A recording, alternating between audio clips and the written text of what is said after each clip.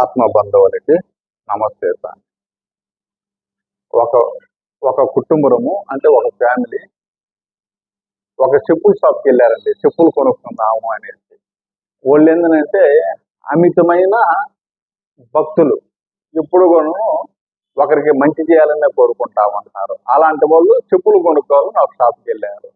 ఆ షాపు యజమాని అక్కడ పనిచేసే వాళ్ళు ఏంటంటే వాళ్ళని లోపలికి ఆహ్వానించి కూర్చోబెట్టి రకరకాల చెప్పులు చూపిస్తూ ఉన్నారు. ఆ చూపించడం కూడా ఎలా చూపిస్తున్నారంటే వాళ్ళ చేతులతో వాళ్ళ పాదాల దగ్గర పెట్టి వాళ్ళ పాదాలకు తొడిగి ఇవి సరిపోతాయా లేదా, సైజు కానివ్వండి, అది నచ్చుతుందా లేదా, ఇంకొక వేరే దశ చూపించమంటారా, ఆ విధంగా చేస్తూ ఉన్నారు వాళ్ళు.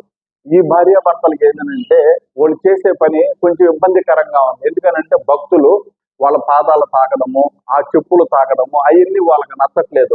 మనసులో బాధపడుతూ కానీ నేను ఓర్చుకోలేక వాళ్ళకి చెప్పేస్తారు, ఏమండి మీరు మా కాళ్ళు తాకడం మాకు ఇష్టం లేదు, మీరు దయచేసి పక్కన పెట్టండి, మేము వేసుకొని చూస్తాము, మాకు నచ్చిన చెప్పులు ఏవైతే ఉంటాయో ఓటిల్ని చెప్తాము, ఓటిల్ని మాకు ఇవ్వండి అని అడుగుతారు.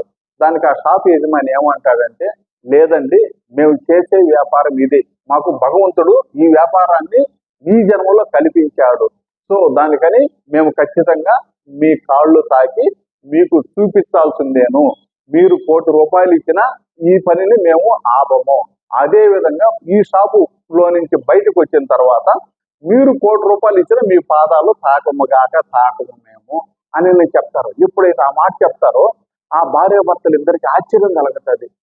ఏందబ్బా వీళ్ళు ఈ విధంగా ఉన్నారు, ఇలాంటి వ్యక్తులు కానీ మన ఊరంతాను, మన రాష్ట్రం అంతా, మన దేశం అయితే ఎలా బాగుంటుంది, ఆ దేశాన్ని ఒకసారి ఊహించుకుంటే ఎలా ఉంటుందో చూడండి.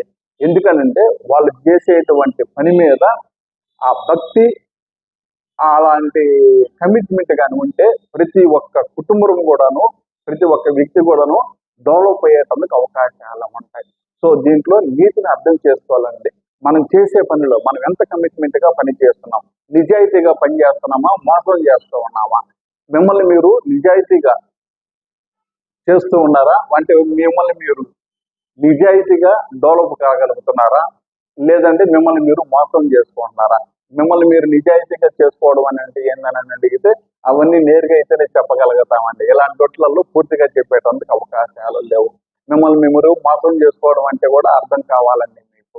అవన్నీ అర్థం కావాలని అంటే జ్ఞాన సాధన, యోగ సాధన ద్వారానే ఎక్కువగా అర్థమయ్యేటందుకు అవకాశాలు ఉంటాయి.